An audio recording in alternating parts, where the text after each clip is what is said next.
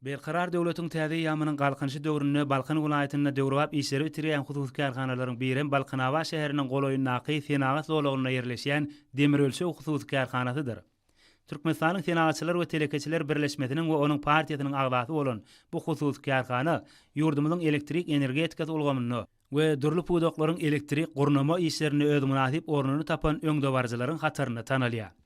Ol öz müşterilerini enzamlary satyn almak, ferişdeleri iýermek, finagdan geçirmek, ulanşa tapşyrmak, tehnika hyzmatlary ýola goýmak we başga da ýürüteleşdirilen köp sanly hyzmatlary hödürleýär. Şoň ýalym karhanaň öz işine ustat hünärmenleri elektrik enzamlaryny ýokary voltlarda sinamak, ölçemek, relé goraglaryny we awtomatikany, kuwatlylygy 35 kW çenli bolan elektrik howa geçirjileri gurnap sağlamak, ışıklandırış üçin sütünleri oturtmak, dizel generatorlaryny awatlamak we olara hyzmat etmek ýaly jogapkarly işleri ýerine ýetirýärler. Arkadaly gahman terdarymyzyň telekeçiligi ähli wabatlarda ösürmeklige döredip berýän taýdy mümkinçiliklerinden göwnleri galkynýan husus karhana hünärmenleriniň Balkanawat ýot zawodynyň Hadar şäherçesiniň goloýundaky önümçilik bölüminde amal aşyrýan işlerem ýokary hil talaplaryna dolulaýyk gelýänligi bilen tapawutlanýar.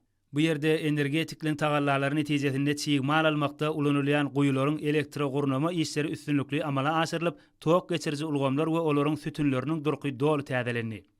Karhana hünärmenleri önümçilik düzümleriniň buýrumlary esasyna tok bilen işleýän hereketlendirjileriň awatlaýyş, taýlaýyş işlerini talabalaýyk amal aşyrýarlar. Awatlaýyş, taýlaýyş bölüminde güýçli elektro hereketlendirjileriniň farym işleri hem takyk we ýokary hilli ýerine ýetirilýär. Bu ýerde demir gatlaklardan elektrik enzamlary üçin ýürüýte taýýarlanýan paýlaýjylarym bäsleşige ukyplylygy bilen tapawutlanýar. Demir ölçew husus karhanasynyň önümçilik bölüminde oturdulan kuwatly enzamlar her bir ýerine ýetirilýän işde ýokary netijeler gazanmaga giň mümkinçilik berýär.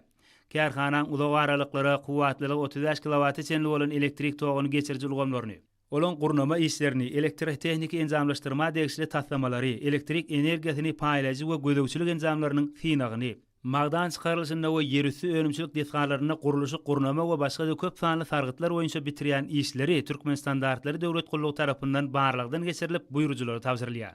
Demirölçe husus karhanasynyň hünärmenleri ata watanymyzyň ykdysady kuwatynyň hasam artmagynyň hatyrasyna halal zähmet çekmäge döredilýän taýdy mümkinçilikler üçin hormatly prezidentimize alkyş sözlerini aýdýarlar.